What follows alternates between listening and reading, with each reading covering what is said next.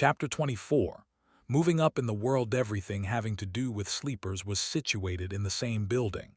Sonny followed the instructions sent to his communicator and quickly found the dormitories, which were situated on one of the lowest levels. To his surprise, he actually got a whole room to himself. It had a bed with a soft mattress, a table, a dresser, and even a separate bathroom. The materials were new and aesthetically pleasing, the air crisp and sterile. It was warm inside, and the outer wall was equipped with a hidden screen that seamlessly imitated a wide window, opening to a picturesque vista of a snowy park. There were even several sets of clothes, with the Academy emblem provided to him for free. How extravagant, Sonny thought, a little stunned. Rationally, he understood that such an arrangement was not really luxurious. However, to him, who grew up wandering the outskirts, this room was like a palace. He scratched his head. "Looks like I've made it." Sonny glanced around, then winked at his shadow and smiled. "I guess we're moving up in the world, huh?" The shadow didn't respond, apparently not very impressed. Perhaps it didn't care about such things. Right, what would a stupid shadow know? Sonny changed into new clothes and studied himself in the mirror. Then, remembering something, he summoned the runes. He finally had time to study the puppeteer's shroud. Memory, puppeteer's shroud. Memory rank awakened. Memory type armor. Memory description. A worm of doubt once found its way into a righteous king's heart. With time, the king was devoured from inside and became its puppet. A lifetime later, the puppeteer worm escaped from the king's dead body, leaving behind a cocoon of black silk. No one knows where it went. However, once people dared to approach the silent castle, they found the silk among the mountains of gnawed bones and fashioned it into an armor. Sonny made a sour face. "That is not that terrifying. Yeah, I'm not creeped out at all." Come to think of it, the first creature he killed was called a larva. If he were to assume that Mountain King was a mature puppeteer worm, and already a tyrant, then what the hell would it transform into after becoming a moth? No, it's better not to think about it. With a sigh, he summoned the puppeteer's shroud. Thin black threads immediately appeared around his body and wrapped it into a set of armor. It was made of dark gray, soft fabric with several elements, such as bracers and shoulder guards, fashioned out of black, lusterless leather. The armor was light, understated, and did not restrain his movements at all. It also made no sound when he moved. Perfect equipment for someone who likes to lurk in the shadows. Sonny smiled. He knew that this armor would be tough to pierce for any creature below the awakened rank, which gave him a great advantage in dealing with all dormant monsters. He also felt a sort of strange, faint calmness while wearing it. A worm of doubt. Does it have enhanced protection against mental attacks? Somehow he was sure of it. A great trophy. He wouldn't expect anything less from the memory of a powerful tyrant. The only problem was that the puppeteer's shroud was obviously not meant to be worn on top of a full set of clothes. Quite satisfied, Sonny dismissed it and left his room, heading for the cafeteria. Not bad, he thought, recalling all the rewards he had received during and after the first nightmare. The supper turned out to be as lavish as the dormitory. Sonny's wish to taste real meat finally came true. Not only was it freely available to sleepers, there wasn't even a limit to the amount each of them could eat.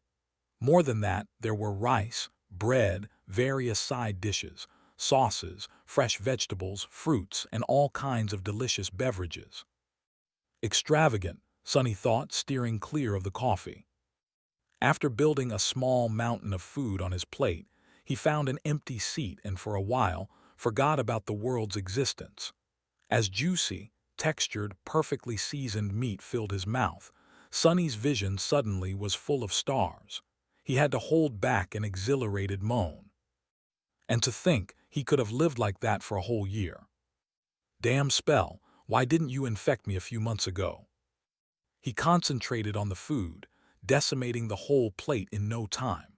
Satiated and more than a little gorged, Sunny longingly looked back and thought about getting another serving. But it was already time for his appointment with the academy personnel. Full of regret, he stood up and left the cafeteria. Soon he found himself in a small office, sitting across from an administrative worker. The worker was very friendly and started the interview right away. Just like Master Jet had warned him, Sunny was offered psychological counseling again. Remembering her advice, he refused, and the interview smoothly switched to questions about his aspect. He didn't want to give up information about his abilities, but also knew that he had to tell the worker something. Luckily, the questions were worded in a way to put sleepers at ease. As such, most of them started with nice and polite preambles like, "Would you like to tell me?" or "If you're willing to share," which gave Sunny an opportunity to give neutral answers. "Would you mind telling me about the type of aspect ability you received, as in combat, sorcery, utility?" He did mind, but had to be careful. I'm not sure.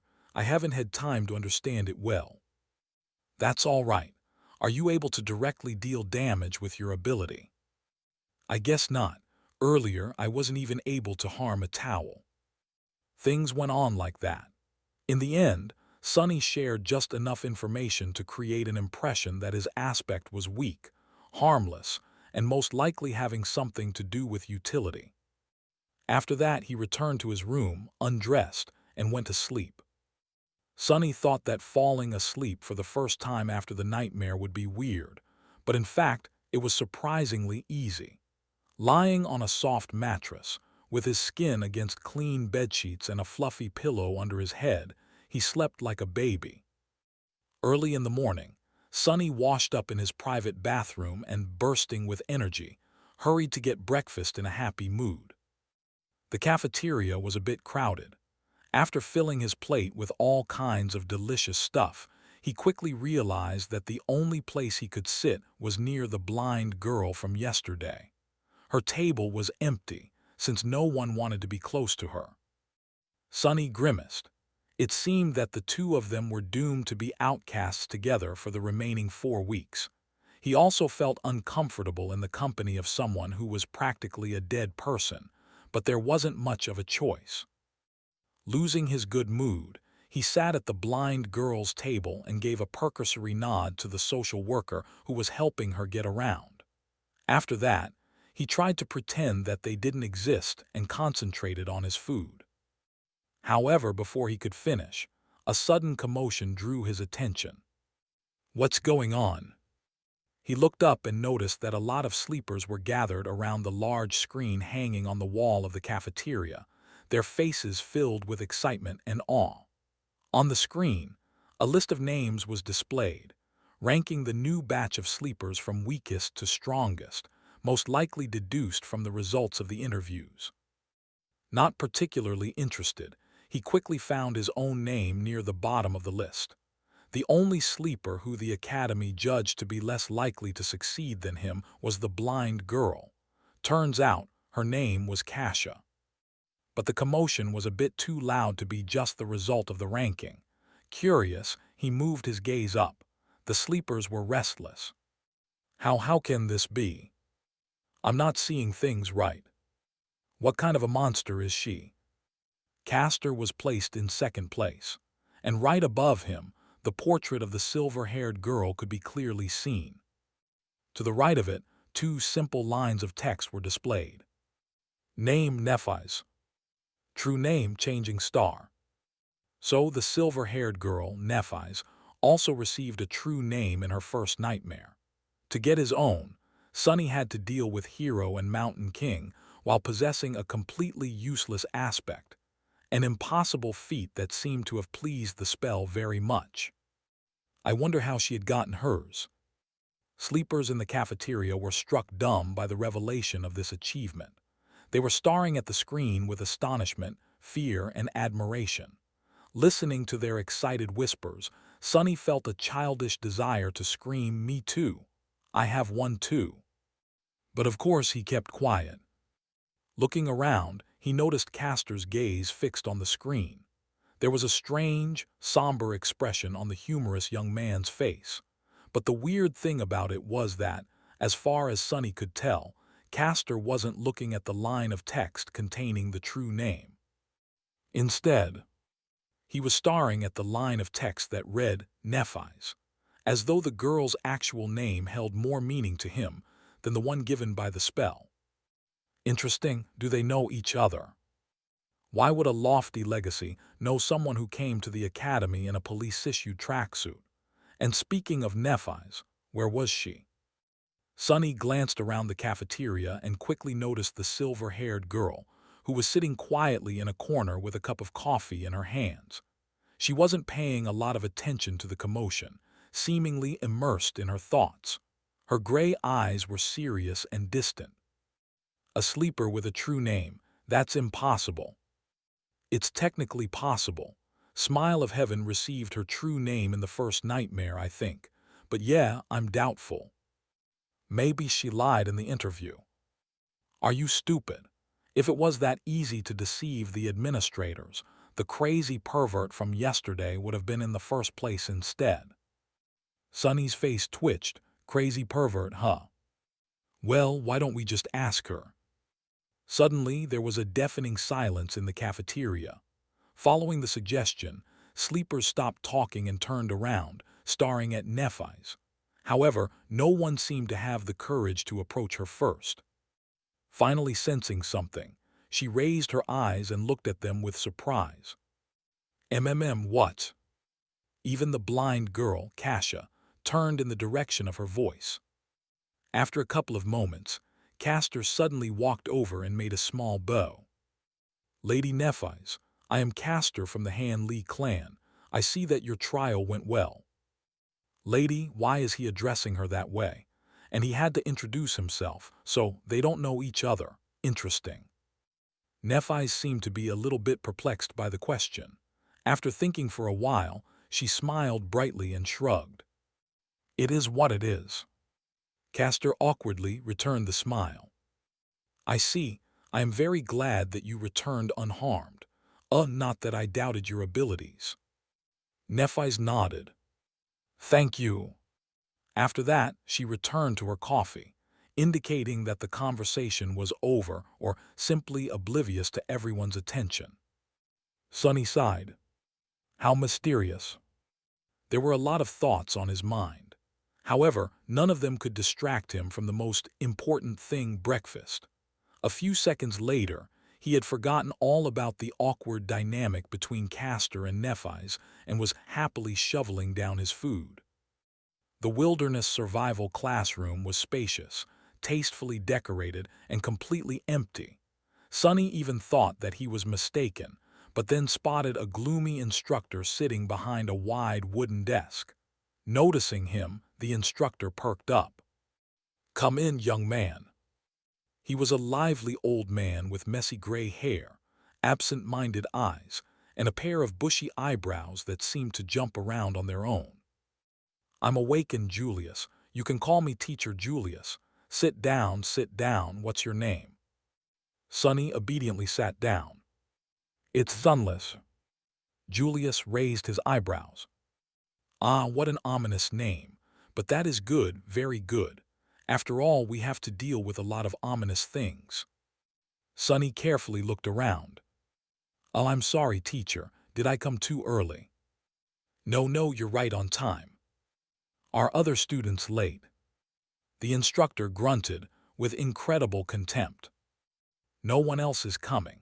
Those brutes are only interested in swinging their fists and swords around.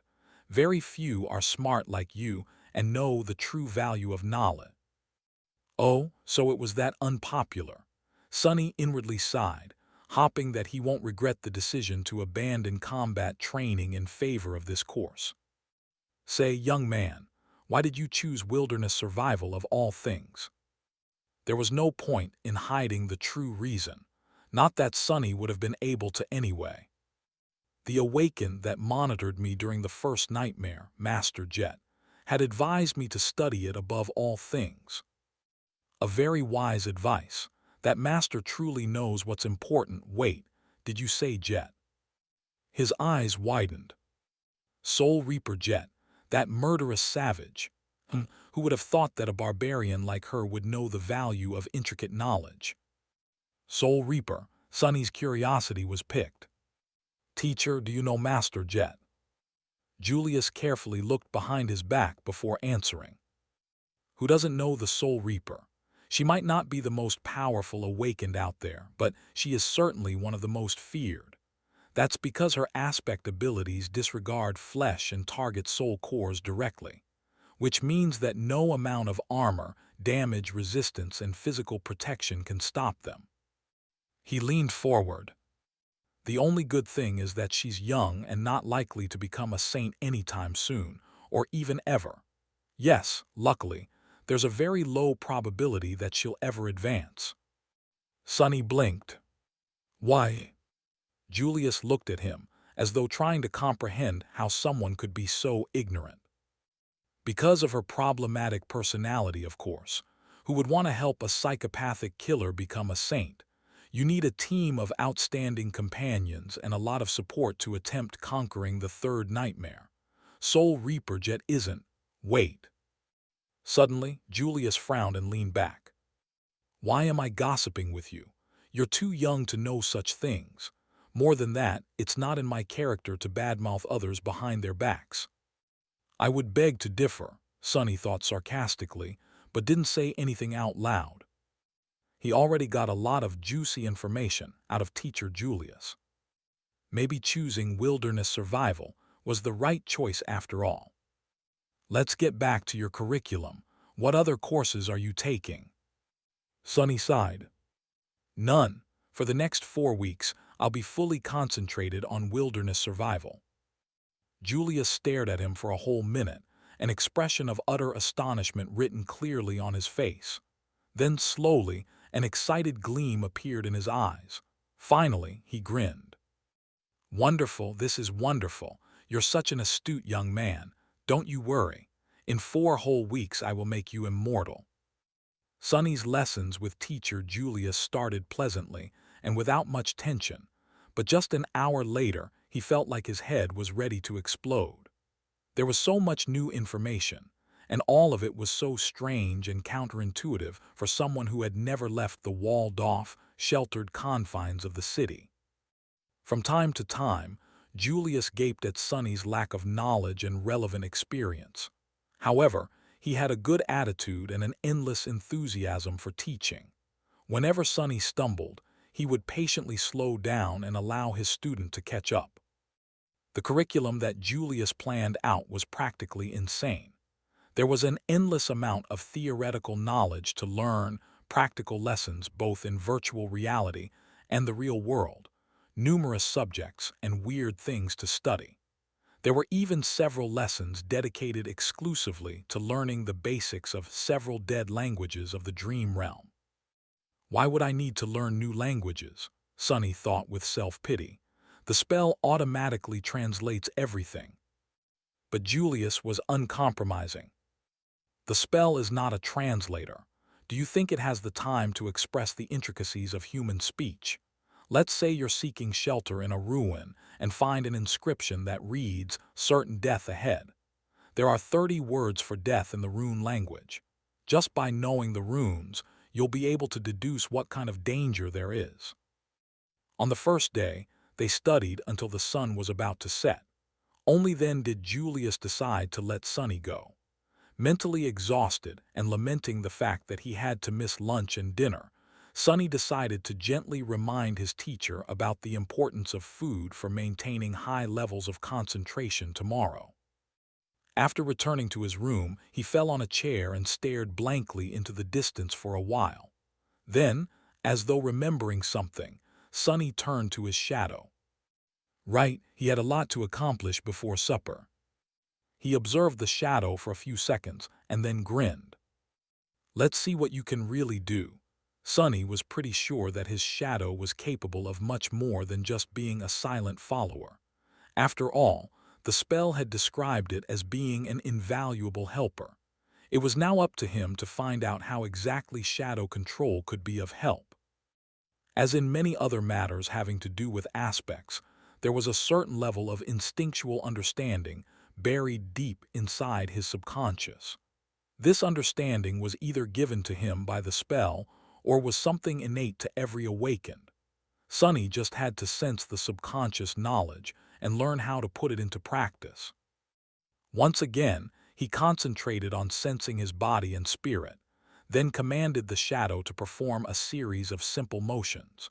With each of them, he was growing more and more familiar with the feeling of controlling the shadow. Pretty soon, it was as natural to him as breathing and walking. The shadow felt like a part of his body. Satisfied with this initial result, Sonny carefully gave it a new command.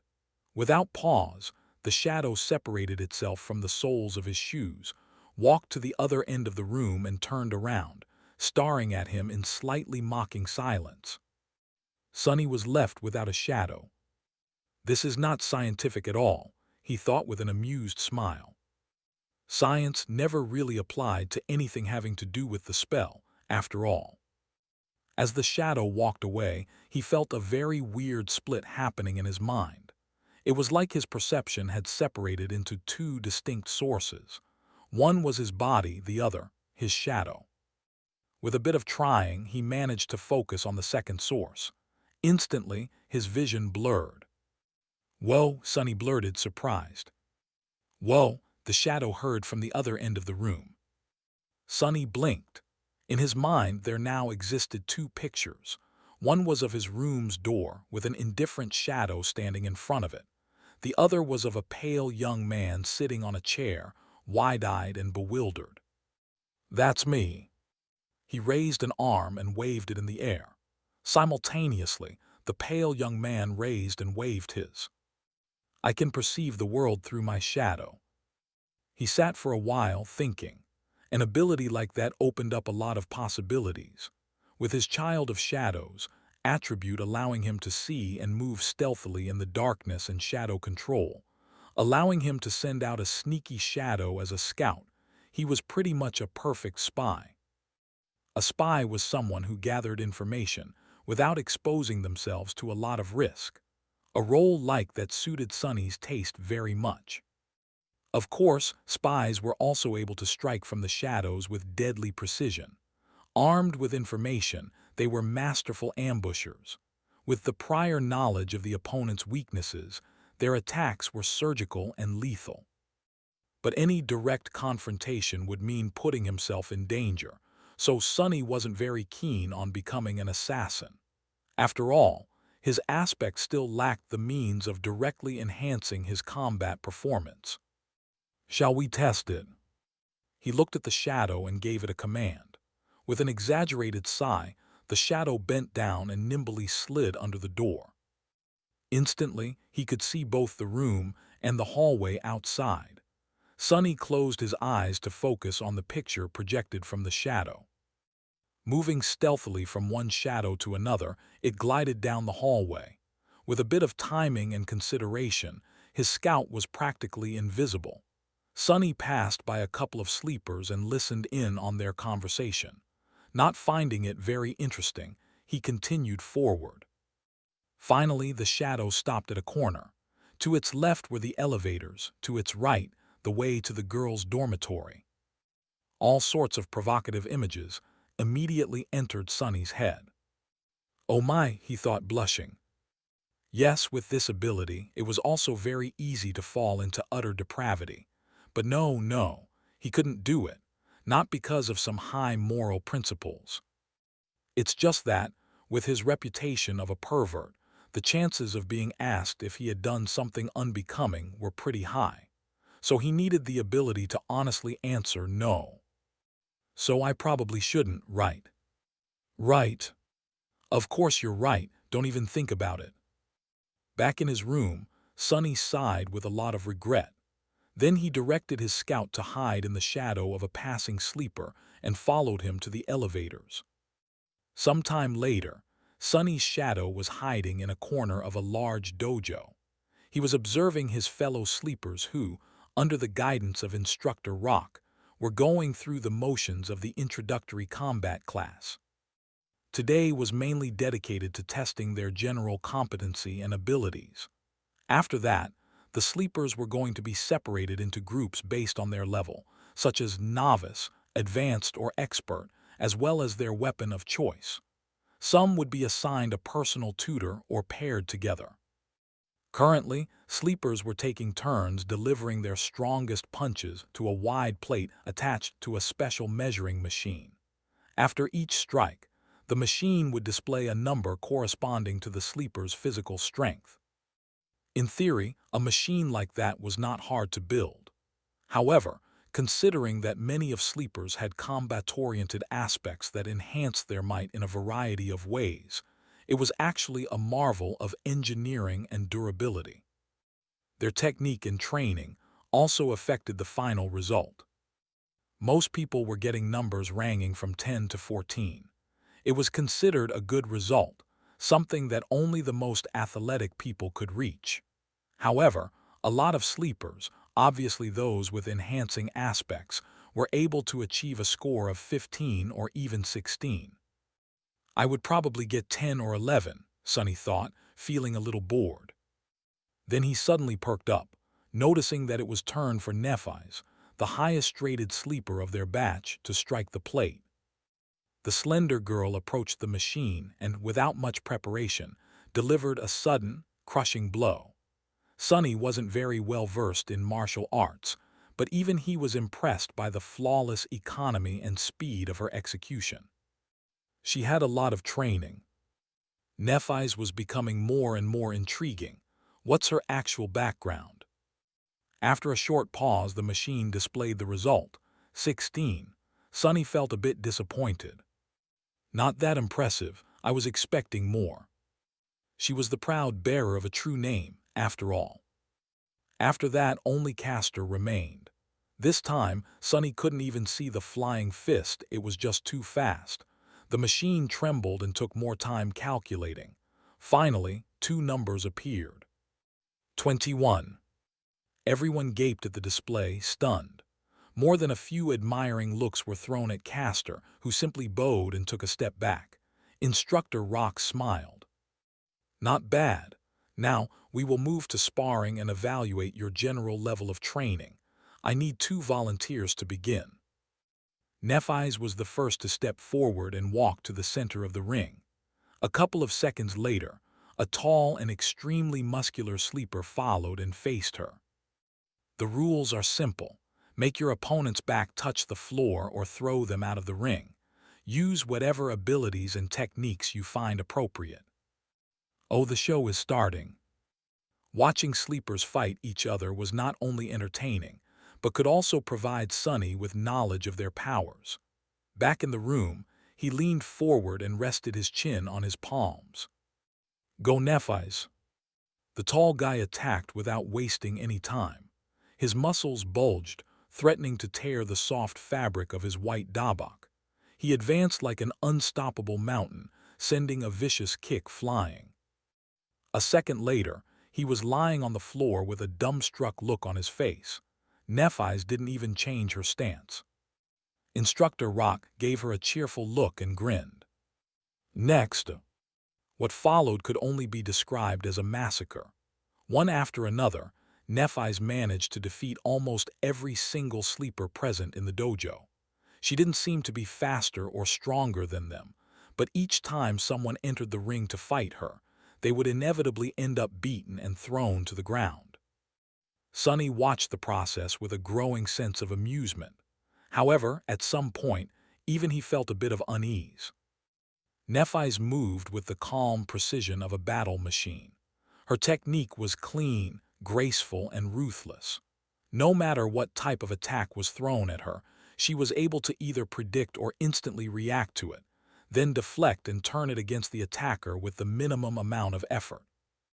It didn't matter whether her opponent was poor, rich, or a legacy. Everyone would end up dealt with in a matter of seconds. What's more, through the whole process, the composed expression on her face didn't even change once. It was like Nephi's was made out of metal. Is she even human? Sonny thought, suddenly apprehensive. What was he going to do if this changing star were to end up as his enemy? The best course of action would be to run away, or better yet, try not to antagonize her to begin with. After all, the sun was also a star, and shadows didn't mix well with sunlight. Finally, Castor was the last one remaining, once again. However, he didn't seem to be perturbed by the miserable failure of every other sleeper. With a soft smile on his lips, the young man stepped into the ring. Castor and Nephis faced each other. Their eyes locked for a few seconds, and then Castor slightly bowed. "Lady Nephis, please excuse me in advance." What is he going to? A moment later, Sonny opened his eyes in shock. It seemed like Castor suddenly ceased to exist. However, it was only an illusion. The truth was that he was just moving so fast that the human eye wasn't able to keep up with his movements, if it wasn't for the special properties of shadow sight. Sonny wouldn't have been able to perceive anything either. Even then, he only noticed a hazy blur streaking through the air. In a fraction of a second, Castor covered the distance between him and Nephis and delivered a devastating blow. However, despite his astonishing speed, she somehow managed to react in time, slightly turning her body to deflect the strike. But it still wasn't enough. Although Nephis had managed to avoid being hit squarely in her center of gravity, Castor's fist ended up connecting with her shoulder, sending the girl into a spin. Not wasting any time, Castor disappeared again. His plan was very simple. While Nephis was still under the impression that the enemy was in front of her, he was going to use his unnatural swiftness to circle around and attack from the back. The young man appeared behind the oblivious girl, ready to finish the fight with one decisive strike. Just as he planned, she seemed to be preparing to attack in the direction he had been seen just a split second ago. Gratified, Castor shifted his weight, putting it all into his fist. However, at the last moment, Nephis suddenly changed her stance and threw her elbow back with frightening force. Castor's eye widened. It was all a feint. And now that he had committed to a strike, there was no simple way to stop. No matter how fast he was still subject to the laws of inertia. The elbow was approaching his face with a profound feeling of inevitability. And yet, Castor still managed to avoid it, even if it was just by a hair's breadth. His speed advantage was just too big. He then proceeded to trip and push Nephis, sending her flying to the ground. However, just before she was about to hit the mats, the young man carefully grabbed the collar of her dabak and gently pulled, slowing down the fall and allowing Nephis to land on the floor without any impact. Lying on her back, the girl blinked a couple of times and looked up at him. The whole altercation lasted no more than 2 seconds. Back in his room, Sonny opened his eyes in shock. So that's an ascended aspect. That's cheating. A sleeper had no business being that fast. The powers bestowed upon them by the spell were supposed to be in their infancy, but Castor was a legacy after all. Who knew how many soul shards were fed to him prior to enrolling into the academy? Back in the dojo, Instructor Rock grunted and gave Castor a nod. Nephis slowly rose to her feet. The rest of the sleepers were gawking at the young man with reverence, whispering among each other in hushed tones. It seemed that his performance left them with a deep impression. However, Castor himself wasn't very elated. He glanced at Nephis with an unreadable expression. That was because, unlike the rest of them, he came to a certain realization. The truth of the matter was known only to him, Nephis, Instructor Rock, and Sonny, who was very observant and quickly picked up on such things. The thing that sleepers failed to notice was that Nephis did not use her aspect ability when facing Castor. In fact, she had not used it at any point during today's testing. No one even knew what her ability was. And yet, despite his powerful aspect, Castor barely managed to clutch a victory against her. What a monster, Sonny thought, full of unease. The shadow hiding in the corner of the dojo seemed to agree with him wholeheartedly. After that, the introductory combat class was over. Sore from the beating they received, sleepers headed for the showers. Sonny waited for a bit and then directed his shadow to sneak into the boys' locker room. He wasn't very interested in watching a bunch of teenagers changing clothes, but there was a slight possibility that Castor would either comment on his duel with Nephi's or answer some questions about his incredible aspect ability. Just as he had expected, the young man was surrounded by a group of newly converted fans. They were congratulating him on his victory, full of adoration and excitement. However, Castor himself seemed to be in a bad mood. His expression was somber, and there was a grim heaviness in his eyes. In fact, his face grew darker with each praise he received. "Castor, that was incredible. Your aspect is overpowered, am I right? That Nephi's girl stood no chance at all. True name, who needs that? She's just a wannabe." Finally, Castor raised his head and pierced the last boy who had spoken with a cold look. That boy, just like him, was one of the few legacies in their batch of sleepers.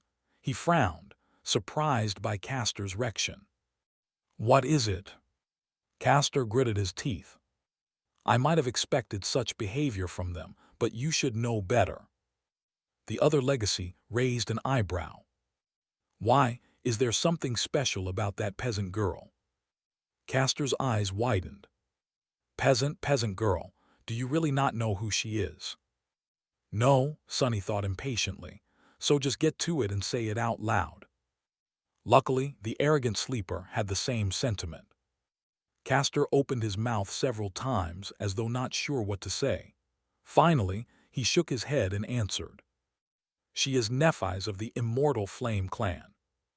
As soon as he said that, the arrogant legacy became deathly pale. Not paying him any attention, Castor continued. "I trust that I don't need to tell you about her grandfather. Her parents were Smile of Heaven and Broken Sword." In his room, Sonny almost fell from the chair. Even he knew who Immortal Flame and Broken Sword were. The former was the first human to conquer the second nightmare and become a master. The latter, the first one to conquer the third nightmare and become a saint. They, as well as their companions, were among the most famous heroes of the human race, someone who had managed to change history with their own two hands. If what Castor said was true, then Nephi's wasn't just an aristocrat. She was royalty. No wonder he addressed her as lady. Why didn't he just call her princess instead? But that didn't make any sense. Echoing his thoughts, the pale-faced sleeper asked in trembling voice, "Then why is she so?" Castor sighed. "Because they're all dead. The Immortal Flame clan is long gone." For a few moments the locker room was completely silent. Castor looked down. "She's the only one left." Late at night, when everyone was already asleep, Sonny furtively entered the dojo. Looking around, he made sure that no one was there, and then curiously approached the ring where Nephi's and others had been tested earlier. He stopped at the center of the ring and stood there for a while, remembering how she had dealt with dozens of sleepers of their batch before being defeated by Castor. "Monsters, both of them are monsters," he mumbled, bitter and disheartened. Shaking his head, Sonny left the ring and then he looked at his shadow. "Do you agree?" The shadow hesitated for a few seconds, then stuck out its chest and crossed its arms, trying to appear cocky, disdainful, and unperturbed. However, its act wasn't very convincing. "Yeah, you're right, exactly. What's the big deal anyway?" Both Immortal Flame and Broken Sword, Nephi's father and grandfather, were as monstrous in terms of power as one can get, but they still failed to protect their family from being eviscerated. So, power wasn't that important in the end. Even royalty was not safe from the cruelty of the world. Sonny sighed and proceeded to the measuring machine. Making a fist, he swung it and delivered his best punch. The machine hummed for a few seconds and then displayed a single number. 9. "Oh, come on, I deserve a 10 at least." Feeling very indignant, he struck the plate again, almost hurting his fingers. However, the result was the same. Damn it! Sonny paced for a bit, trying to control his anger. It seems he was destined to be a weakling. After all, the force of the strike depended on mass and acceleration. Acceleration could be improved with technique and exercise, but mass was something he had little control of. He was already done growing, and his height was not going to drastically increase in the future. No matter how hard Sonny trained, he was always going to be a lightweight. How is this fair? Suddenly filled with resentment, he punched the plate again, putting all of his frustration into this one strike. At that moment, a strange instinct suddenly awakened in Sonny's mind. Following the command of this instinct, his shadow flowed up and wrapped itself around his hand, sticking to it like a black glove. In the next moment, the punch connected. The machine trembled from the force of the strike. Sonny's yelped in pain and took a step back, cradling his bruised fist.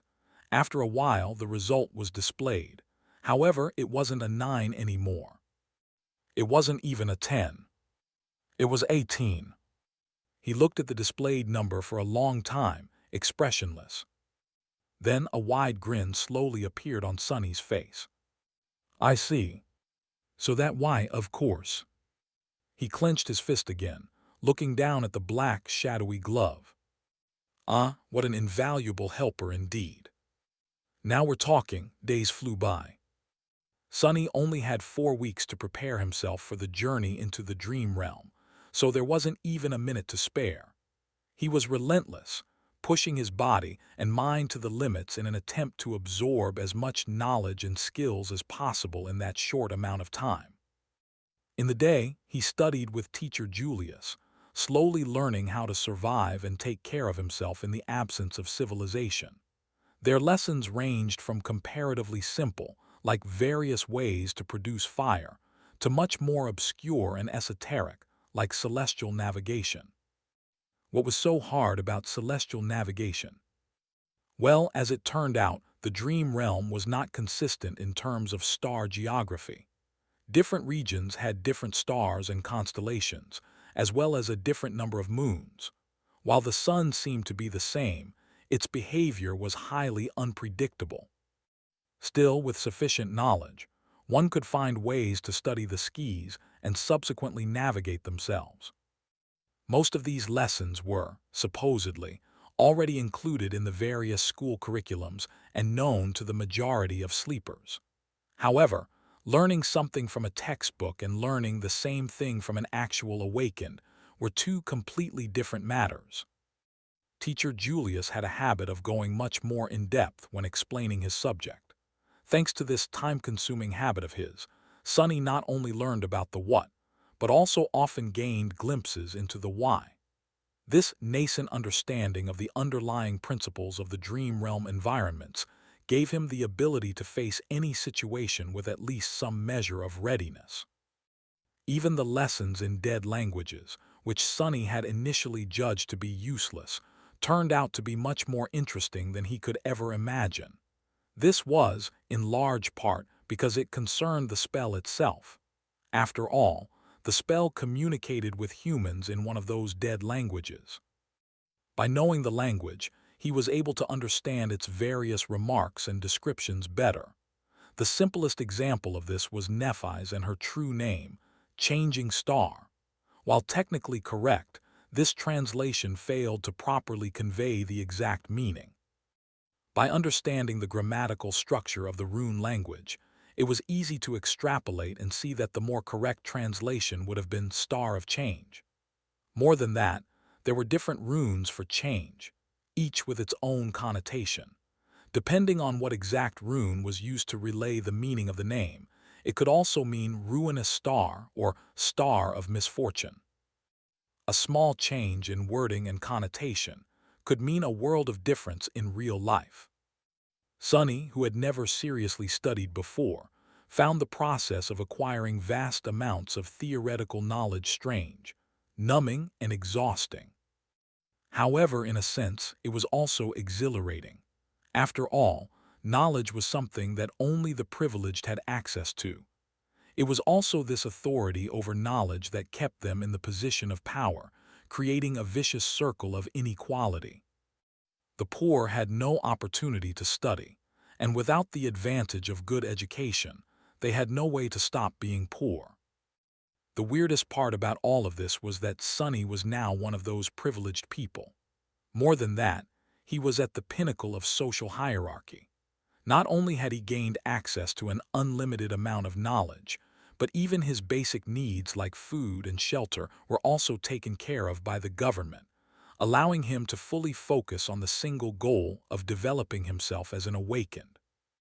This sudden transformation would have sent him into a whirlpool of philosophical reflection if he had any time to spare. But he didn't, because teacher Julius also insisted on holding practical lessons every other day. Even if some of them had to be done in virtual reality simulations, he insisted on using the full immersion stations with enhanced physical feedback. As a result, Sonny was bone-tired and utterly exhausted. The good thing was that with such amount of exercise, coupled with his newly reforged body, Sonny had never been in better shape.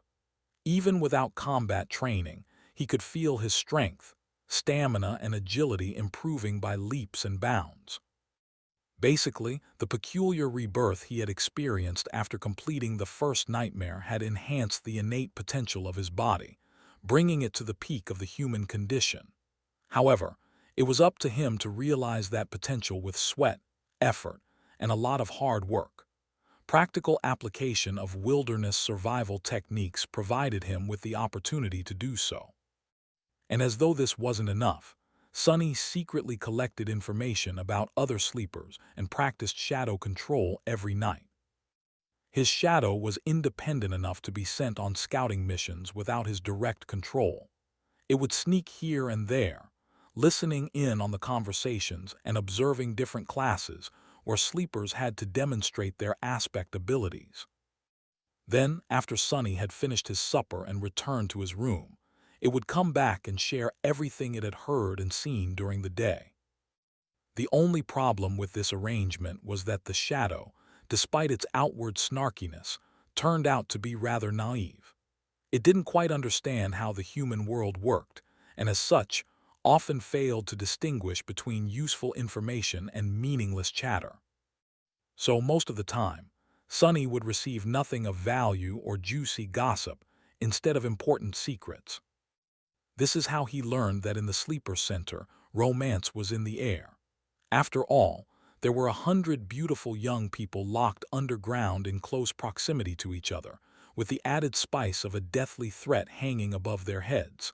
Many felt that life was short, and it was their time to seize the day. Passion bloomed in the shadow of approaching danger. Sonny was excluded from this whole side of the thing, of course.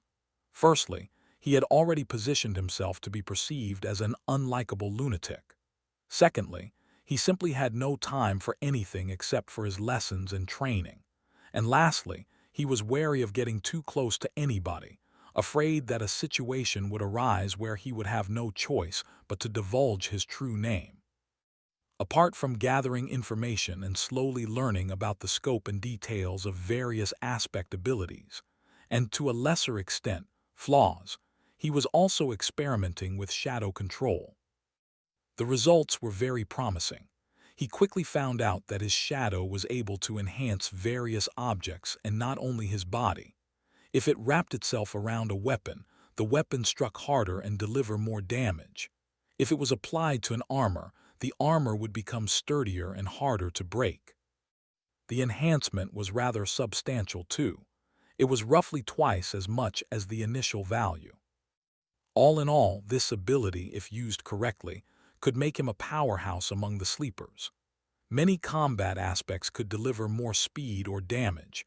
Many could provide more defense and protection, but none were as well-rounded and versatile as Shadow Slave. With the added utility of Shadow Sight, Shadow Step, and Shadow Scout, it was truly incredible. Just like that, day after day passed, slowly turning into weeks. Before Sonny even knew it, the winter solstice was already here.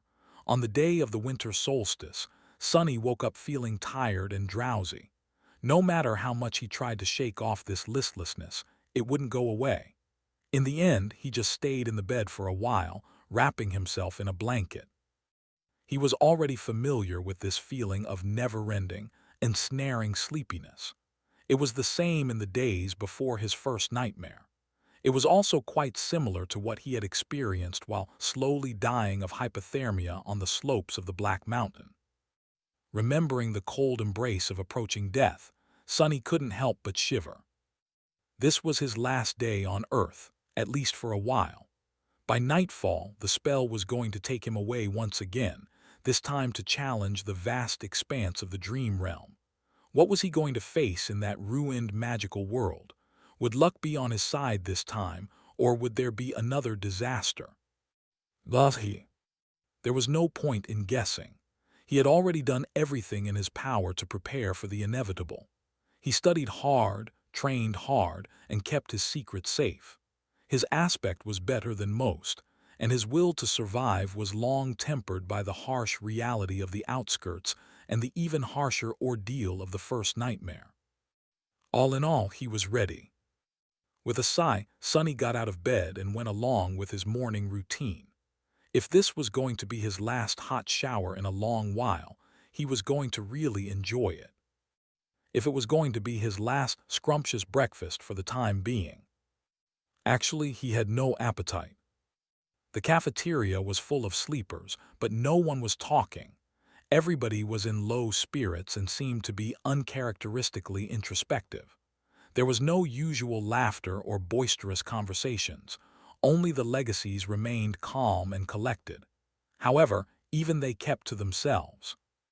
Sunny thought about the last time he was preparing to enter the spell and, with a bit of trepidation, approached the coffee machine. During his stay in the academy, he had long discovered that a lot of people were in a habit of adding sugar and milk to their coffee. So, on this auspicious day, he decided to give it another try. After all, it was nice to have a tradition. A few minutes later, he had taken his usual seat near Kasia, the blind girl. Despite their compulsory closeness, they had not talked to each other even once, just like two strangers forced to share the same space by circumstances beyond their control. Sunny did not see a reason for anything to change today. However, as soon as he took the first sip of coffee, Kasia suddenly turned her head and stared at him with her beautiful, blind blue eyes. Unnerved, Sunny looked around, checking if someone else had attracted her attention, and after making sure that there wasn't anyone standing behind him, asked, What? Kasia was silent, as though hesitating if she should reply, and then suddenly said, Happy birthday. What? Sunny frowned, trying to comprehend the meaning behind her words. Then, a flash of surprise appeared on his face. Oh right, it's my birthday today. He had completely forgotten about it. He was turning 17 today. Wait, how did she know about this? Sunny gave the blind girl a strange look, opened his mouth, and then decided to let the issue go. She was just too creepy. Thanks. With a nod, Kasia turned away and seemingly lost interest in having a conversation once again. Which was for the better. Sunny returned to his coffee, finding it not too bad this time. Of course, sugar and cream were doing most of the work.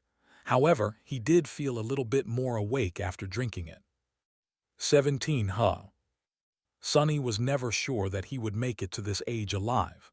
And yet, despite everything he did, life was sure unpredictable sometimes.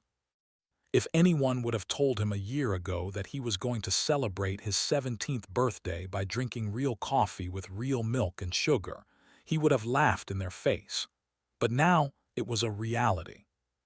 Unwillingly, Sunny remembered all the people who used to celebrate his birthdays with him a long time ago. Before his mood turned sour, he decisively dispelled these thoughts and forced himself to smile. This is not bad. Let's do it again next year when I'm already an awakened. Cheering himself up like that, he finished his coffee and left the cafeteria. There were no classes today, but he still visited the wilderness survival classroom and said his goodbyes to teacher Julius. The old man got pretty emotional when sending him off. He gave Sonny one last tip, a dozen or so times in a row, and even promised to apply for a research assistant position to be opened after the young man had become a full awakened. Sonny left thanking him for his time and patience. After that, there wasn't much to do. When the sun was close to setting, Instructor Rock gathered them in the foyer of the sleeper center and led them outside. In the snowy parks that surrounded the white building, other awakened were leading their own batches of sleepers to the same destination. It was the Academy's medical center. The center looked more like a shrine than a hospital. Its interior contained both highly advanced technology as well as some of the best healers among the awakened. For the duration of their first journey into the dream realm, the bodies of sleepers would be kept safe in specially designed pods and sustained by the magical powers of those healers if anything unfortunate were to happen on the other side of the spell. Of course, whether or not they would wake up in the end wholly depended on the sleepers themselves. To Sonny's surprise, after entering the medical center, Instructor Rock did not take them directly to the wing containing sleeper pods. Instead, he led them to a comparatively deserted floor, and then opened the doors to a spacious gallery that was brightly illuminated by the beautiful crimson rays of the setting sun. There they saw rows and rows of wheelchairs. In each wheelchair, there was a person with a blank, strangely peaceful expression on their face. All these people were completely silent, motionless, and still. They did not show any reaction to the appearance of guests. They all seemed to be empty. In the eerie silence, Sonny felt his hair standing up and a creeping terror seeping deep into his heart. Instructor Rock looked at the empty people with solemn eyes. "There is a reason I brought you all here. Look well and remember. Some of you may know who these people are. For those of you who don't, they are called Hollow." He gritted his teeth. Each one of them was once either a sleeper or an awakened. Some of them were weak, some of them were strong, some were even incredibly powerful. All of them have perished in the dream realm. Their souls are gone, Sonny realized, horrified. If you're lucky, once your spirit is destroyed, your body dies with it. But if not, you'll become just like them. Hollow. Instructor Rock glanced in the direction where Castor and Nephi stood, and then added, "So don't die out there." Half an hour later, sleepers had been led to their personal rooms and were preparing to enter the pods. In one of the rooms, the blind girl, Kasha, was helplessly trying to orient herself in the unfamiliar space, touching the walls and strange pieces of machinery with her hands. Tears were streaming down her beautiful, doll-like face. In the other room, proud Legacy Castor was staring listlessly at the floor. His lips were moving, repeating one strange phrase over and over again. He was trembling. Somewhere else, Changing Star Nephi's, the last daughter of the Immortal Flame clan, was looking down at her hands. Underneath her skin, soft white radiance was slowly growing brighter and brighter. Her face was contorted in a grimace of harrowing agony. And finally, there was a room where Shadow Slave Sunless, lost from light, turned away from the sleeping pod and glanced down at his shadow. "Well, are you ready?" The shadow shrugged and didn't answer. Sonny sighed. "Yeah, me too." With that, he stepped forward and climbed into the pod. In the vast echoing darkness, he heard, "Welcome to the dream realm, Sunless." Sonny was expecting to first look at the place where his arrival to the dream realm was going to take place from above, just like it had happened at the beginning of the first nightmare. Back then, time had magically moved in reverse, giving him an opportunity to see hints of what he was going to face.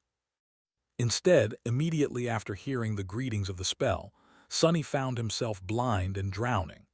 As he instinctively tried to open his mouth to scream, salty water rushed inside, making him choke and twitch. More than that, he couldn't see anything. No, it's not that he couldn't see, it's just there was no source of light around. Usually, darkness wasn't a problem for Sonny, but for some reason, his sight wasn't working anymore. Maybe the seawater he was submerged in was blocking it. If it wasn't for the special space perception that the affinity to shadows gave him, he would have been completely disoriented. With its help, though, he barely managed to understand which side was down and which side was up. Luckily, teacher Julius's lessons had included swimming. Swearing to thank both the old man and master yet once he came back, Sonny forced himself to stay calm and began to swim upward. In a few long, intense seconds, his head broke through the surface of the water. Sonny was finally able to draw in a deep, hoarse breath. Breathe, breathe, you're still alive.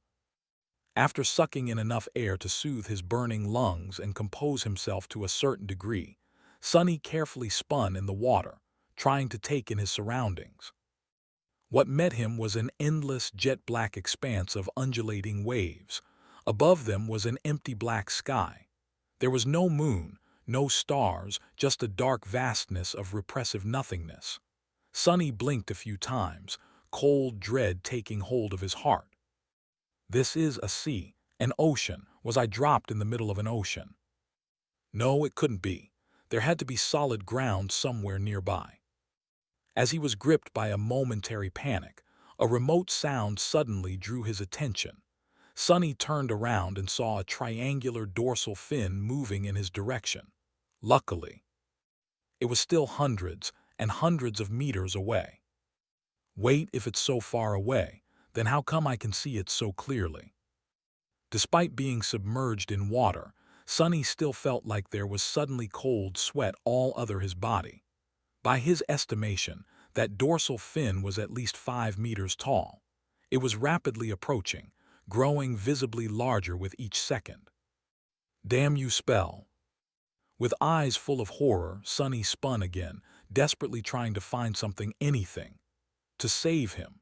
And there, a short distance away, he finally noticed a black mass protruding slightly above the water. Not wasting even a second on thinking, he started to swing his arms and legs, swimming in the direction of the black mass with a considerable speed.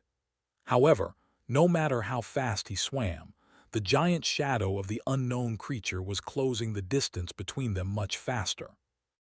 A small part of Sonny's mind managed to preserve its rationality even when faced with this boundless, primal fear. Not allowing himself to slip entirely into panic, Sonny tried to think, and then silently commanded his own shadow to wrap itself around his body. Instantly, his speed increased twofold. Just seconds before the unknown colossus got to him, Sonny reached the black mass, stretched out his hands, and pulled himself out of the water. He rolled away from the edge, scratching his skin on the uneven rocks, and jumped in fright when the whole surface underneath him shuddered, as though something massive had collided with it. As Sonny backed out, terrifying jaws appeared from the water, with rows and rows of giant teeth, each one as long as he was tall. He opened his eyes wide, understanding that the rock he had climbed on was not tall enough to save him from the monster. Why is it even trying to eat me? I'm too small to be considered a filling snack for something this enormous. However, before the monster had a chance to attack, a colossal tentacle suddenly broke through the water and rose into the air like some strange black tower. Before too long, it fell down, entangling the owner of the giant maw and pulling it back under the water. Sonny lost the feeling in his legs and plopped on the ground, his mouth opened. His whole body was shaking. A few seconds later, the dark sea was calm again, as though nothing had happened. The indifferent waves continued to move silently under the lightless sky. So it wasn't trying to eat me, he realized, frozen. It was trying to run away. A few minutes later, Sonny was pretty sure that nothing was going to devour him, at least not immediately. With that certainty, he was finally in a state of mind to stop trembling and explore his surroundings a little. The black mass he climbed onto turned out to be a single stone platform of around 12 meters in diameter. Its surface was mostly flat, covered with grooves, and somewhat dry. Due to the regular shape of its edges, it seemed more like something man-made than a natural formation. But then again, here in the dream realm, it was hard to be sure that something man-made was actually made by humans, as opposed to. Better not to think about it. The platform wasn't connected to anything, existing as a tiny island in the sea of darkness. There wasn't anything else above the water for as far as Sunny was able to see. After discovering that fact, he also realized something else. It was that he was wet, cold, and completely naked. Huh. In his defense, the clothing situation was the last thing one would think about when trying to save themselves from abyssal monsters. Also, it's not like someone was here to witness his stark paleness and private bits. Still, it was sort of cold. Sunny summoned the puppeteer's shroud and watched as dark gray garments covered his body. It even came with a pair of high, soft-soled leather boots. Clad in gray fabric and lusterless leather, he suddenly felt much safer. Not to mention warm. After that, Sunny sat down in the middle of the platform, as far away from water as he could, and tried to remember the unique characteristic of every explored region of the dream realm he could think of. Unfortunately, none of them matched this starless dark void. Of course not, he thought with a bit of resentment. Even if some unlucky humans had ever come here, I doubt that they were able to return to the real world alive. Not with those things hiding underwater. Not yet desperate enough to leave the platform and try to swim away in search of land, Sunny decided to wait and see. Maybe something was going to change as time went by. With a soft sigh, he habitually looked for his shadow. However, due to the total darkness that surrounded him, it couldn't really be seen. He just barely felt its presence. This must be a paradise for you, right? All this gloom and not a star in sight. The shadow, of course, did not answer. Anyway, good job earlier. With a nod, Sunny lay down, using his hands as a pillow. Not thinking about much, he stared into the black sky and waited. The sound of the undulating waves was, actually, quite relaxing. After a while, he closed his eyes and listened. Minutes merged together, growing into hours. Suddenly, Sunny caught a slight change in the sound of the sea. It was as though something was shifting. He opened his eyes and noticed that one corner of the sky was slowly turning gray. Soon, a glimpse of a pale sun could be seen rising above the horizon. A new day had come to the starless void. And with it, the dark sea suddenly surged. The black, opaque water suddenly surged and seethed, as though a living creature desperately trying to avoid the pale light of the coming dawn. Sunny slowly rose and, after some thought, carefully approached the edge of the stone platform. Looking down, he blinked, and then kneeled to make sure that what he saw wasn't an illusion. The sea seemed to be receding. Slowly at first, and then faster and faster, the water level was dropping. The circular stone formation he had been taking shelter on used to barely protrude out of the waves, but now there were meters and meters of wet rock between him and the restless surface of the sea. As the sun climbed up, the monstrous ebb tide continued. Soon, Sunny found himself standing on the edge of a tall cliff, with 100-meter drop separating him from the churning waters. Beneath him, the rock formation broadened and changed shape. However, from his vantage point, it was hard to determine what that shape was exactly. At that time, the dark surface of the water began to be punctured here and there by sharp crimson blades. As it dropped even further, it was as though a crimson forest was slowly rising from the black depths. The trees were made of something resembling coral, growing chaotically into each other and stretching toward the sky. They were colossal in size, with irregular protrusions entwining and merging together, looking monumental and eerie in the black and red reality of the sunlit void. The labyrinth formed by this strange reef stretched as far as Sunny could see, broken here and there by protruding cliffs, sudden chasms, and distant natural features. Half an hour later, utterly shocked, Sonny stared down and realized that the sea was completely gone. If not for the black seaweed left hanging on wet rocks and scarlet pillars of coral, he would even doubt if it was ever there. His small circular island had turned into the peak of a strange, towering, irregularly shaped cliff. Looking down, he felt his head spinning. By then, the night had already fully retreated, letting morning finally take its place. "I'm not seeing things, am I?" Sonny thought, pinching himself. What the spell was that? Despite the sudden disappearance of the dark sea and its hidden monsters, Sonny was in no rush to climb down from his circular stone platform. Firstly, he felt that if the sea was able to disappear, it was surely able to come back, perhaps at any moment.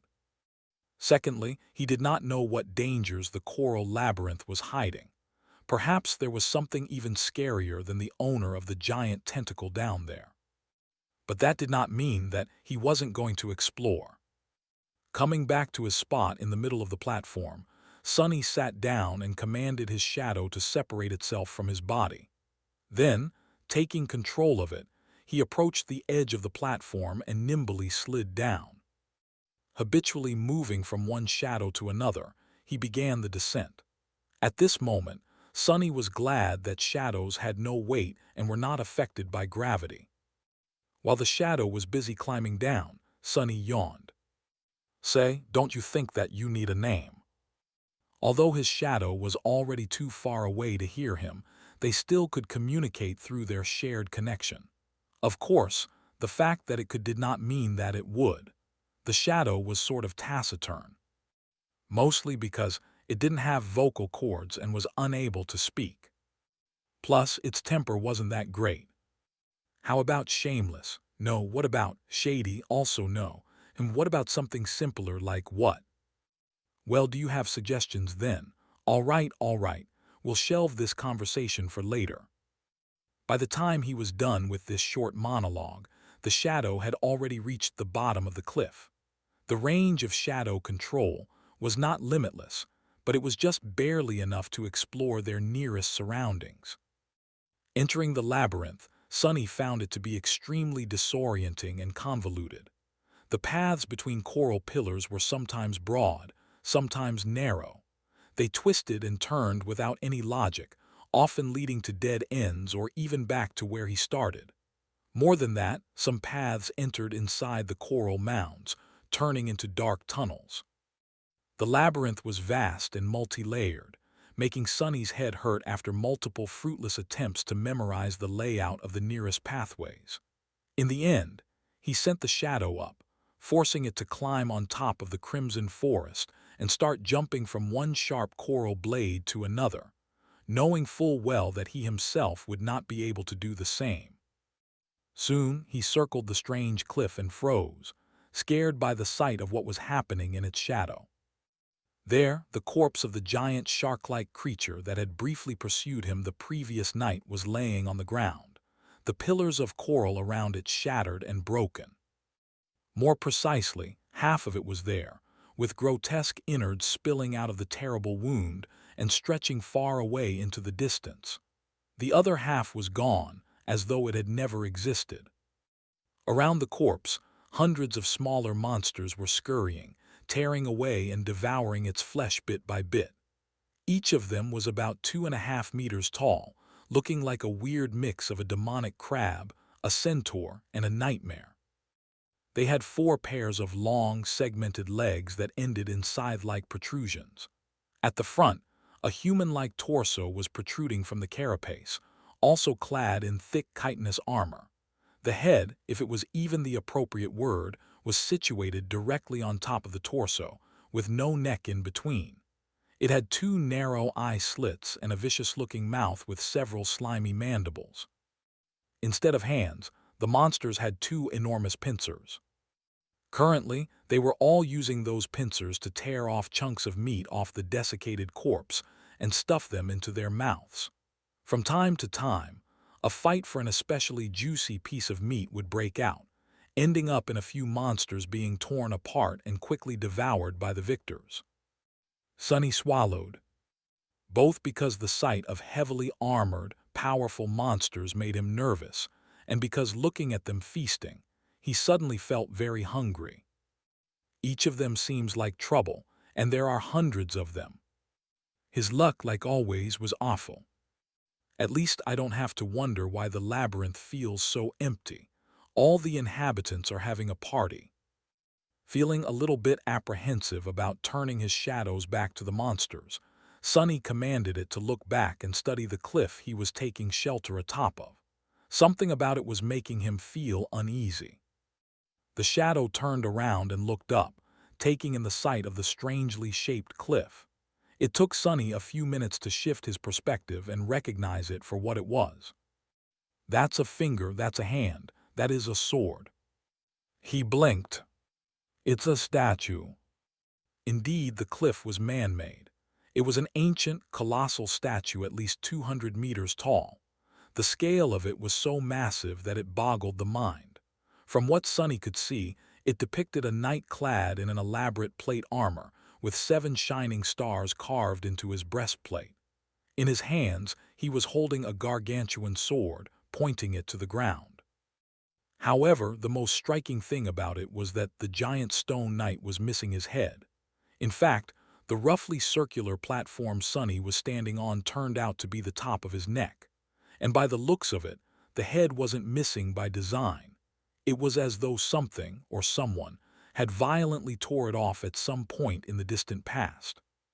Sonny walked around the platform, looking down from all sides, but didn't notice the head lying anywhere near. What on earth is this place? Without any hints to find the answer, he led his shadow back to the giant's neck and settled at the western edge of it, studying the feasting monsters. He didn't move until the sun was about to set. Just as Sonny expected, as soon as the sun touched the horizon, a deafening rumble could be heard coming from somewhere below. The monsters instantly stopped their feast and scurried away, some hiding inside the coral pillars, some simply burying themselves in the soft soil. A few minutes later, the first streams of black water appeared in the labyrinth. Their volume quickly grew, and soon an apocalyptic flood devoured everything around. The sea was returning with the approach of the night. Sonny stared at this unimaginable process, thoughts churning in his head. In an hour, the circular platform was the only thing above the dark waters once again.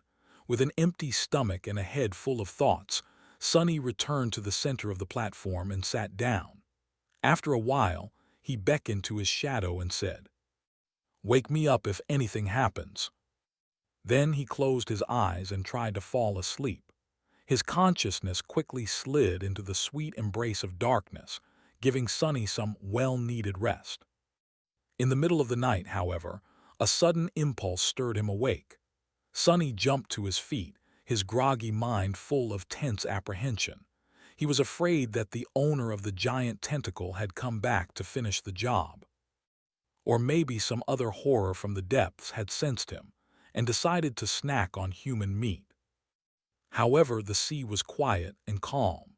He didn't hear any abnormalities around the knight's statue. "What is it?" Sonny whispered, addressing the shadow. The shadow silently pointed him in a particular direction. Turning his head, Sonny squinted. He quickly understood why it was a good idea to wake up. Otherwise, he wouldn't have been able to see. Out there in the distance, a few kilometers away, a small orange light was shimmering in the darkness. Its reflections were rising and falling with the movement of waves. It was too far away to make out any details, so Sonny just stared at it for a while. Pretty soon, the light disappeared. Other sleepers, natural phenomenon, or some monster laying a trap. Memories of nightmarish deepwater creatures immediately came to his mind. Shaking his head, Sonny lay back down and attempted to return to his slumber. However, this time sleep was escaping him. Pangs of hunger were still not unbearable, but slowly becoming more and more intense. The thirst, however, was worse. In the end, he remained awake up until the sun rose again, sending the dark sea in retreat. As soon as the morning came, The pincer monsters crawled back from their hiding spots and rushed to the giant carcass to continue their feast.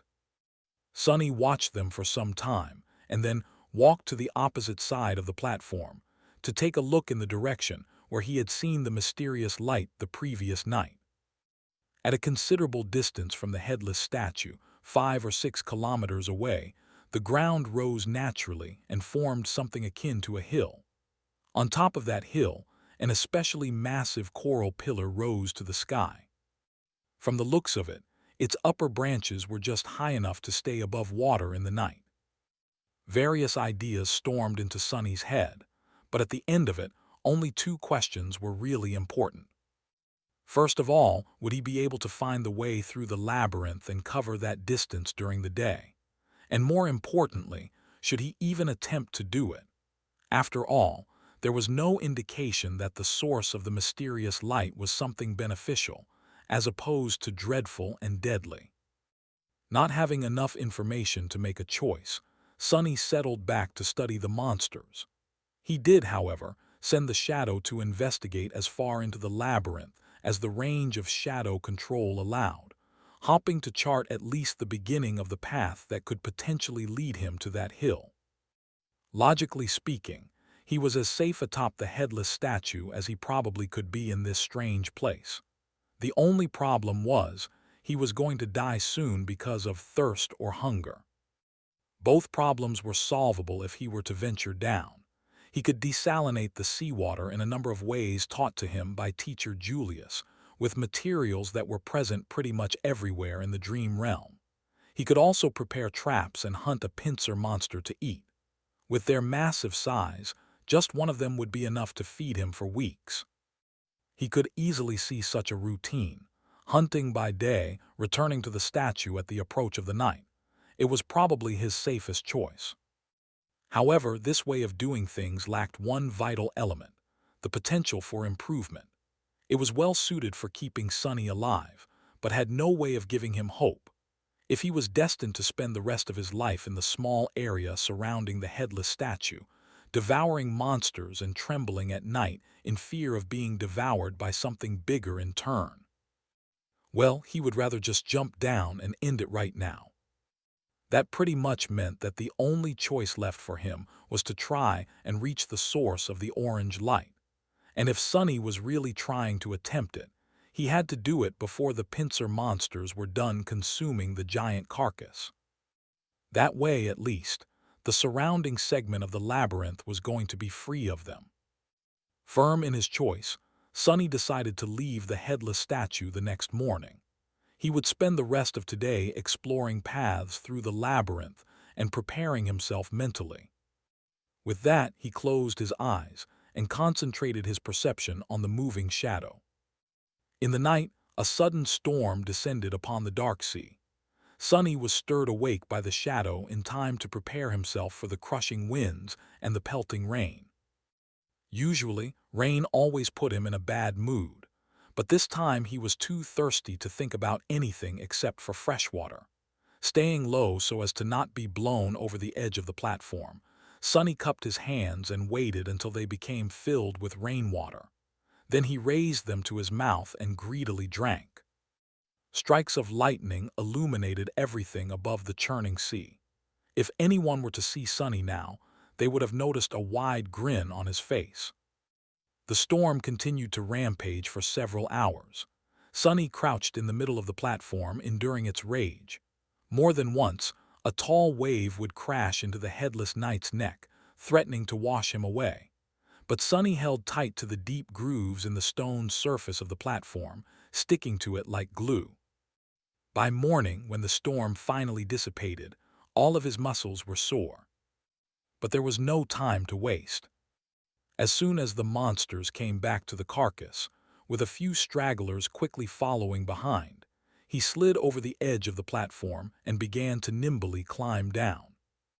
Sonny had to thank wilderness survival classes once again, since he had been taught the basics of rock climbing as well. Teacher Julius was adamant about giving his student a crash course in all possible forms of traversal. Additionally, Sonny had already scouted the optimal way down, and memorized the best holds and indentions to grab onto with the help of his shadow. Soon his feet finally touched the ground. Despite the fact that leaving the safety of the headless statue was going to put him in considerable danger, Sonny instantly felt his mood improving. Remaining passive for the last couple of days did not suit his character well. Now, even if his plan were to end in failure, at least he was going to go down doing something that he had decided to do. Trying and failing was better than not trying at all. The black mud was deep enough to slow him down, but not to the extent he had been afraid of. With some practice, Sonny was soon able to walk at an acceptable speed. What's more, as long as he stuck to the shadows, his steps were light and silent, producing no squelching noises from the mud. He headed for one of the paths that were supposed to lead him to the distant hill and entered the cool shade of the crimson labyrinth. Immediately, a strange feeling enveloped his mind. It was as though the world beyond the labyrinth did not exist anymore, and all that was left were its twisting, dark paths. This thing almost seems endless. Shaking his head, Sonny sent the shadow to scout ahead, hoping to be notified of any latent danger in advance, and began to move forward. His life now depended on whether or not he would reach the distant hill before the sun began to set. He didn't even want to think about what would happen if he were still inside the labyrinth, once the dark sea came back in an unstoppable flood. The shadow moved ahead of him, not meeting any hurdles. Sometimes it would climb high to scout the direction of different paths, allowing Sonny to choose the optimal route most of the time. However, he still had to backtrack a considerable distance once or twice, ending up either in a dead end or on a path leading in the wrong direction. Despite that, everything seemed to be going smoothly. Sonny even had time to carefully study the interior of the labyrinth, noticing more details of its composition, as well as a frightening amount of unrecognizable bones hiding in the mud beneath his feet. Because of how well things were going, he lowered his guard a little. His arrogance was also to blame. With his extensive preparations and skillful control of the Shadow Scout, Sonny subconsciously patted himself on the shoulder and assumed that everything was going to be fine. That's why, when the mud directly in front of him started to move, he was a fraction of a second late to react. In the next moment, a massive pincer shot out of the ground and tore through the air, threatening to cut his body in half with one crushing strike. Grab! This was the only thought in Sonny's head as he awkwardly fell backward, allowing the pincer to close right in front of his face with a loud clack. The jagged, chitinous blades were so close that he could clearly see bits of mud sticking to their surface. Sonny landed on his back, narrowly avoiding the unexpected strike.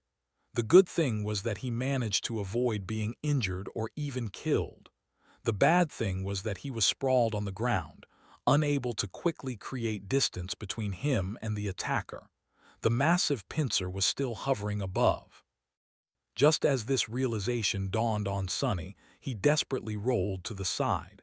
In the next moment, the pincer lunged down, sending small tremors through the mud. If not for his quick reaction, Sonny's chest would have been caved in by that blow. He was just beginning to stand up when the pincer swiped sideways. Luckily, Sonny was ready. Instead of trying to dodge or block the attack, he went with it, letting the pincer collide with his outstretched hands and cushioning the blow. As his arms screamed in pain, Sonny used the force of the blow and allowed his body to be sent flying through the air. This way, at least, he would get out of the pincer's range. He might not have been taught how to fight, but one thing he knew very well was how to fall. Instead of breaking his neck or having the breath beaten out of him by the landing, he braced his body and nimbly rolled before stopping some distance away from the ambushing monster.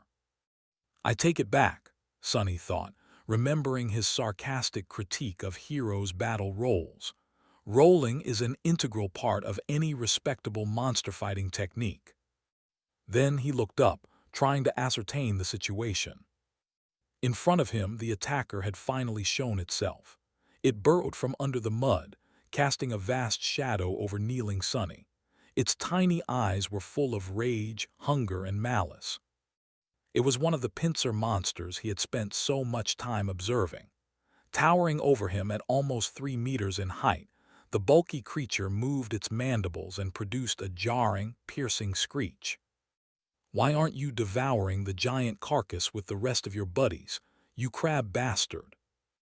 However, the answer to Sonny's indignant plea was rather obvious. The monster seemed to be in a rather bad shape.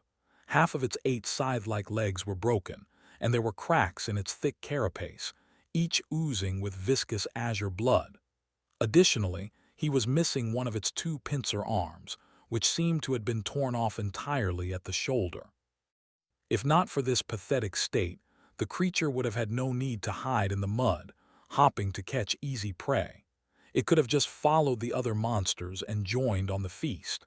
Sonny was just unlucky to stumble directly upon its ambush. He had relied too much on the scouting abilities of his shadow, forgetting that it wasn't much more observant than an awakened human. It was also weightless and inaudible. That's why the monster did not react when the shadow had passed over its trap a minute earlier. On the other hand, Sonny could also consider himself lucky.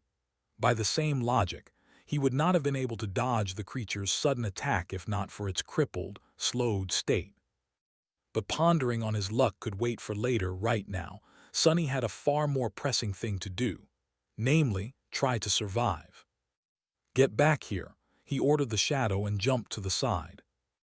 In the next second, the space he occupied a moment before was torn apart by the attacking monster. Its heavy pincer crashed into the side of a coral pillar, sending crimson shards flying in every direction. Sonny caught his balance and continued moving.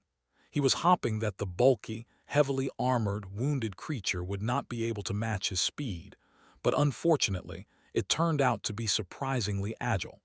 Its scythe-like legs pierced the mud behind him, and the pincer was already flying through the air again, threatening to decapitate the young man at any second. Sonny ducked, dodging the pincer, and finally caught a second of reprieve.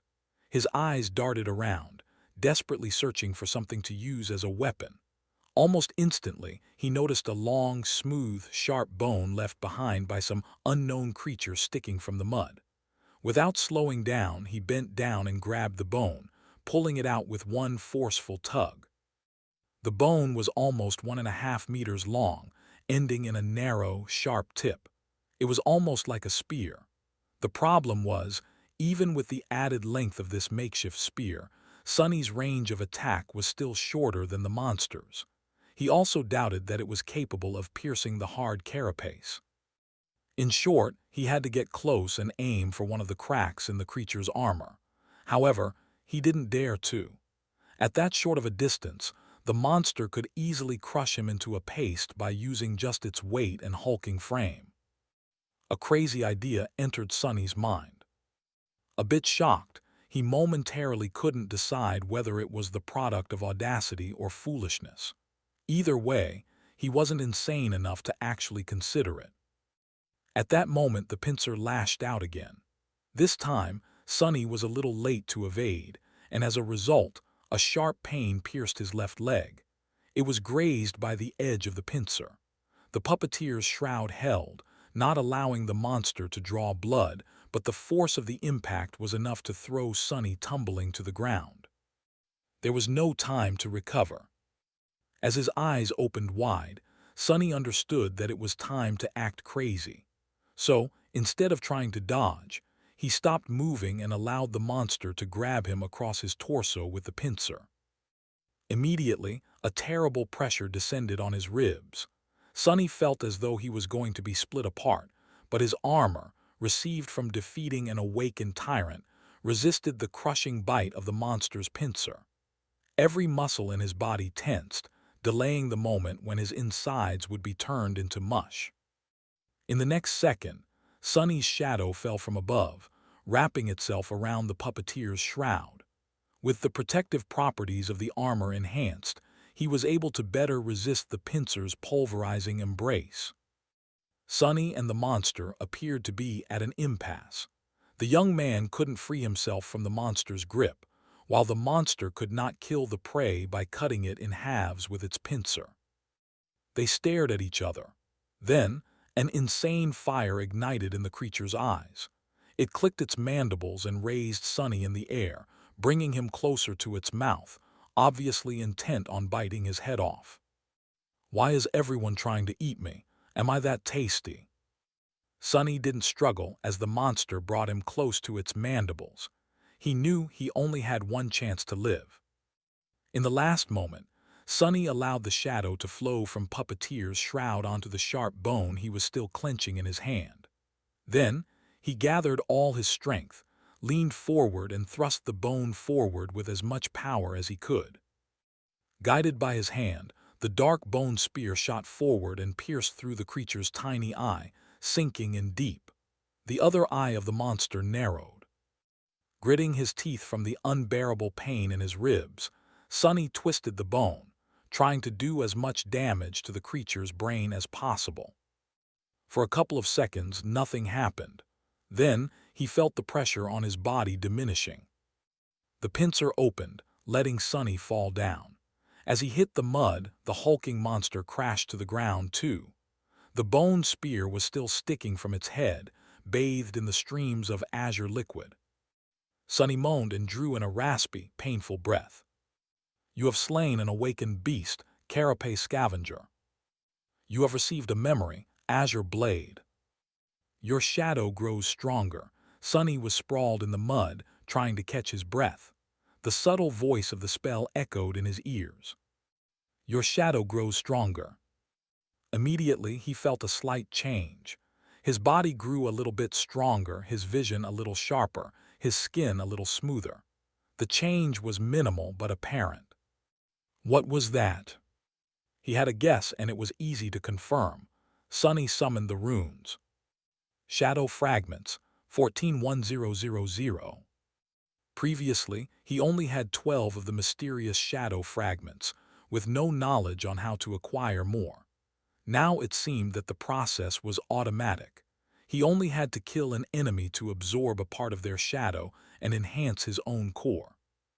More than that, the number of fragments he was able to receive wasn't directly correlated to the number of slain enemies. After a bit of thinking, Sunny came to a preliminary conclusion. Dormant soul cores gave him 1 fragment, while awakened ones gave 2. However, only enemies he defeated directly, more or less, counted. Killing the Mountain King's larva, a dormant beast, had given him 1 shadow fragment. Finishing off the veteran slaver, a dormant human, another. Mountain King itself was an awakened tyrant, which meant that it had 5 awakened cores. With each giving Sunny 2 shadow fragments, he ended up with a total of 12. And now, after killing the carapace scavenger, he had 14. Interestingly, he didn't receive any fragments from the deaths of Shifty, Scholar, and Hero, even though they perished as a result of his machinations. It seems he had to finish an enemy off with his own 2 hands to absorb a part of their shadow. Well, or at least by summoning an ancient dead god. The process was quite similar to how normal awakened increased their power, with the only difference being that the steps of extracting and consuming the corresponding material, soul shards, were skipped in favor of instant absorption. That meant that shadow fragments could not be stored, and subsequently could not be bought or traded. He won't have an opportunity to receive them as a reward for completing missions, providing services, or selling various spoils. If Sunny wanted to grow stronger, his only option was to fight and kill. No peaceful life for me, I guess. Previously, Sunny thought that he at least had the choice to choose a relatively safe path. Many awakened never left the confines of human citadels and never faced nightmare creatures, choosing instead to perform various jobs in the dream realm just as they would in the real world. They received payments in the form of soul shards, which were simultaneously the fuel of one's progression and the universal currency inside the citadels. Sunny was never set on pursuing such a life, but not even having a choice was sort of irritating. Luckily, there was a bright side, too. Without the need to use soul shards to strengthen his core, he would be able to spend everything he earns freely and without concern. After all, after he kills an enemy and absorbs the shadow fragments, the soul shard would still be there, ready to be collected and exchanged for something Sunny might need in the future. That would effectively make him twice as efficient in terms of earning and spending, which was not a small advantage. Additionally, there was the matter of the shadow core. Since both Sunny and his shadow were tied to it, strengthening the core would not only increase Sunny's power, but also enhance the shadow. So, if he were to use it to further empower himself, the actual effect would be stacked, producing a twofold enhancement. So, for each shadow fragment he collected, Sunny would actually be able to reap twice as much benefit as an awakened would from a soul shard. Not bad, not bad at all.